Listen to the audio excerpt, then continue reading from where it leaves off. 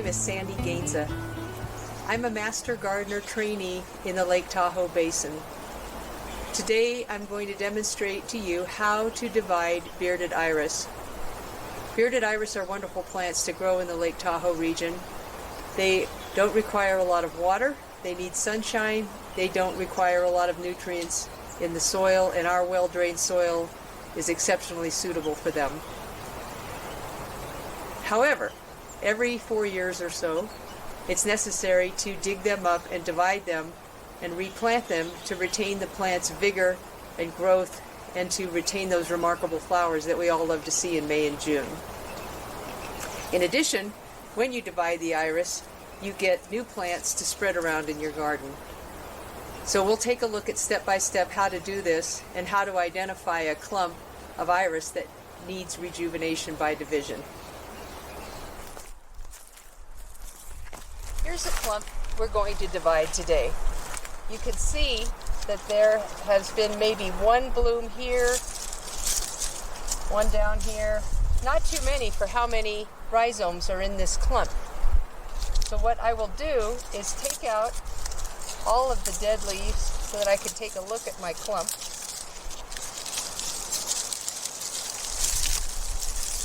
And once I have this cleaned up, I'm going to go get a fork and dig up this area and start to take a look at what we have.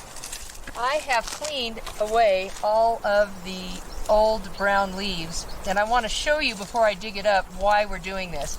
You can see these clumps here. This is the only thing that's producing any type of foliage, and it's not producing any blooms. They're very crowded. There are all these rhizomes in the middle that are dead, are worn out, are out of energy, and they aren't even producing foliage anymore. So they need to go. So we're going to dig this up, pick out some of the best pieces, and put them right back in place, and take the other ones and move them other places in the garden. So let's take a look and see what we've got. We've got a couple of clumps here that we've dug up, and you can see right in here there's a lot of rhizomes that have no use or energy to us. They've shrunk. These won't produce any leaves or flowers. Now we have one here at the end that has a little bit more potential. So you can see that there's a couple of them here. And generally what I do is separate these. And you've got a nice bit of the plant to provide some energy so that next year this will create a flower. I'm going to lose these leaves because they're breaking off, but that's okay because we'll just nip them off anyway. A lot of times the custom with iris is as you separate these is to cut the foliage to about 3 to 5 inches. Makes them a little easier to handle when you're going to put them back in the ground. So we'll keep doing this, and have set a pile of our good ones, pile for the compost, and go through this clump until we've picked out all of the rhizomes we can see that have good energy and can continue in the ground, and throw away the ones that don't have any energy anymore.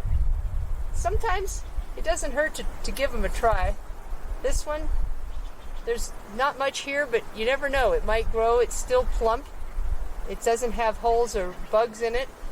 And there may be a chance that if it's given enough room and nutrients in the ground that it'll create a nice iris plant.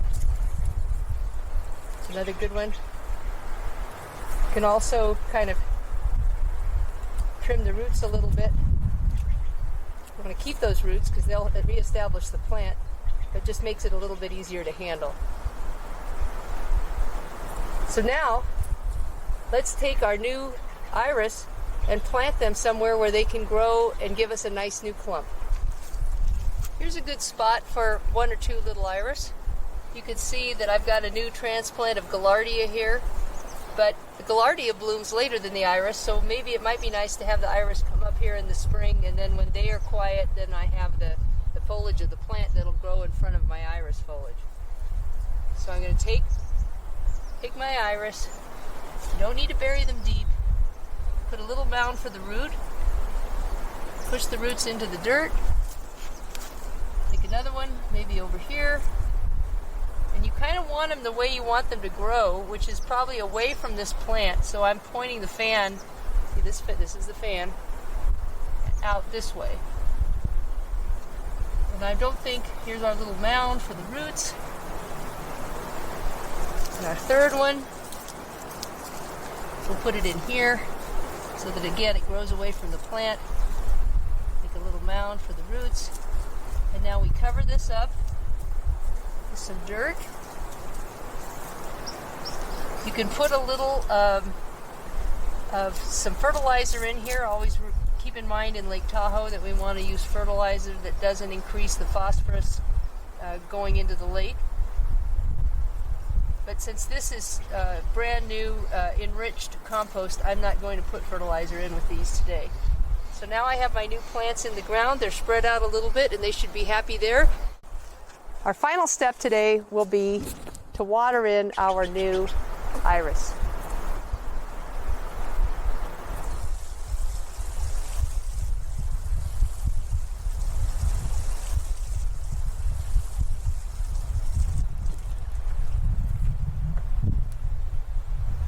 And we will look for them to bloom next spring.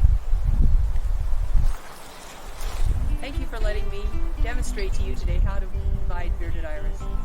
I hope that you've learned how to recognize when the plant needs division, what parts to keep, what parts to compost. And I hope you will enjoy your new iris planted all over your garden with blooms that will surprise you next spring.